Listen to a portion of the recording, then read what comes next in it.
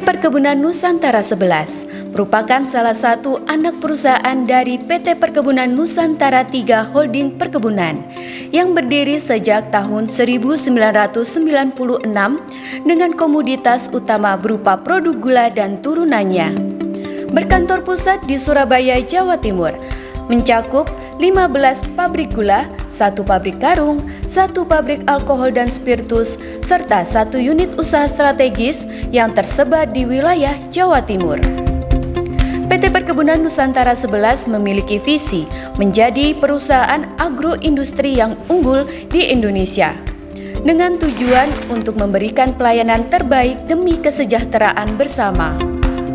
Guna mendukung ketahanan pangan di Indonesia, PT Perkebunan Nusantara 11 melalui Pusat Penelitian Sukosari di Lumajang mengembangkan tebu transgenik sebagai solusi untuk permasalahan lahan kering sehingga mampu mendapatkan produktivitas lebih baik dibandingkan tebu konvensional.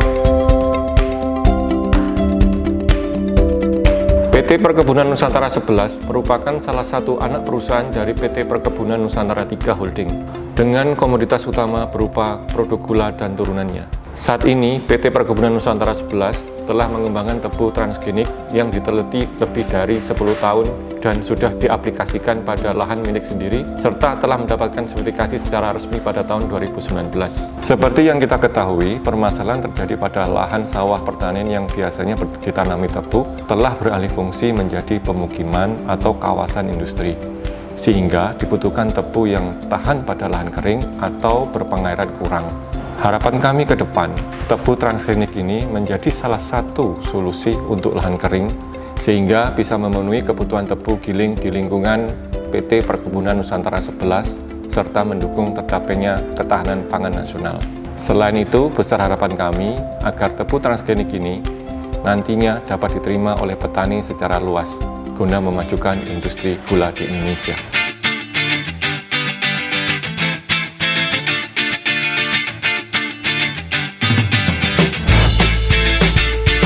Selamat pagi, salam sejahtera untuk kita semua. Nama saya Alex Hukmanto dari Crop Life Indonesia. Saat ini di pagi yang cerah dengan latar belakang gunung, kita berada di wilayah Sukosari, Kabupaten Lumajang. Crop Life Indonesia bekerja sama dengan PT Perkebunan Nusantara 11 membuat video ini sebagai media edukasi bahwa kita Indonesia telah mampu mengembangkan produk rekayasa genetik. Hadir bersama saya pada pagi hari ini salah seorang karyawan dari PT PN 11 yang akan bercerita banyak tentang kondisi perkebunan tebu biotek yang ada di PT PN 11. Dengan Bapak siapa? Boleh diperkenalkan? Perkenalkan Pak, nama saya Denny Bagus Surendra dari PT Perkebunan Nusantara 11.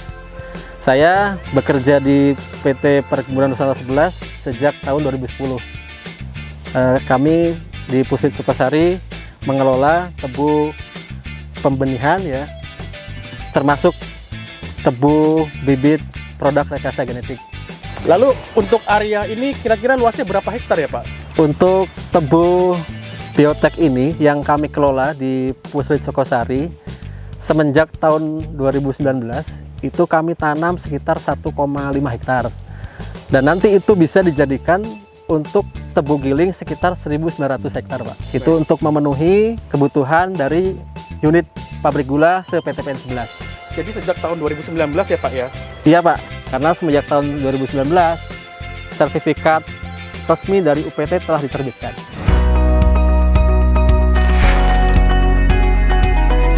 Sekarang saya sedang berada di Pusat Penelitian PT PN 11, tempat di mana penelitian tentang tebu biotek dilakukan. Tepatnya berada di Laboratorium Kultur Jaringan. Mari ikuti saya.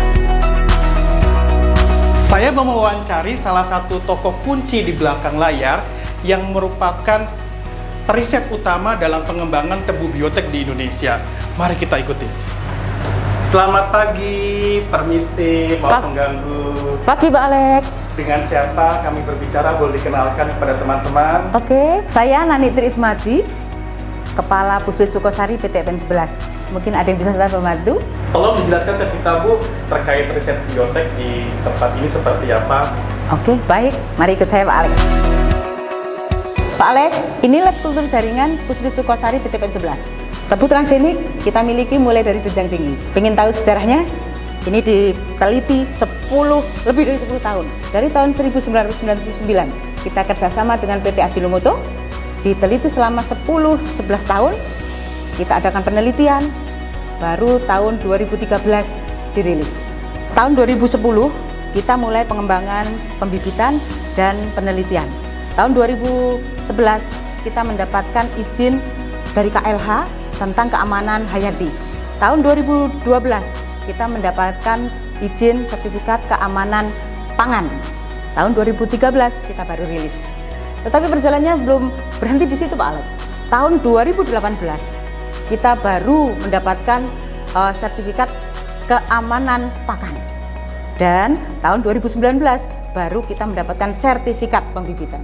Baru setelah itu kita boleh resmi mendistribusikan ini baik ke TS maupun ke TL. Lalu alasan PT PN 11 mengembangkan riset tebu biotek ini didasari oleh apa ya Bu? Ada dua alasan PT PN 11 mengembangkan ini. Kita memandang ke depan. Satu, lahan perkebunan untuk komoditas tebu semakin hari semakin bergeser dari sawah ke lahan tegal. Artinya harus ada varietas yang tahan kering karena luasan tegal semakin banyak.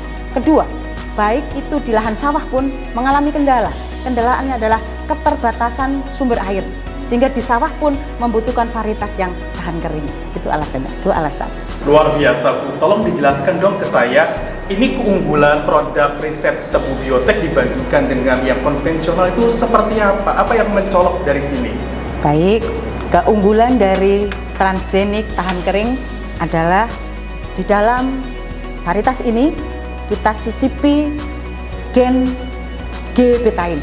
Dia punya karakter bisa membentuk panjang akar lebih panjang, distribusi perakaran lebih luas, sehingga volume akar lebih besar atau lebih banyak daripada indukan aslinya. Sehingga sama-sama jenis BL misalnya, BL transgenik, dia akan mempunyai daya tahan kering karena akarnya lebih panjang dan lebih luas daerah perakarannya.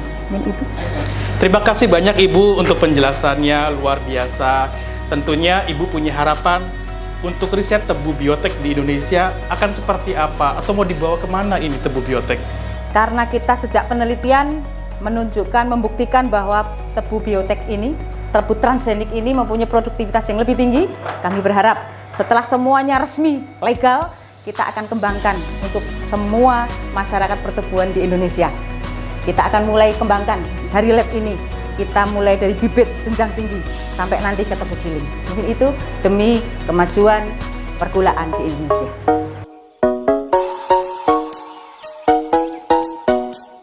Sekarang saya sudah berpindah ke lokasi kebun HGU Jatiroto, Kabupaten Lumajang. Di pagi yang cerah ini sedang ada pekerja kebun yang sedang mengelola tebu biotek.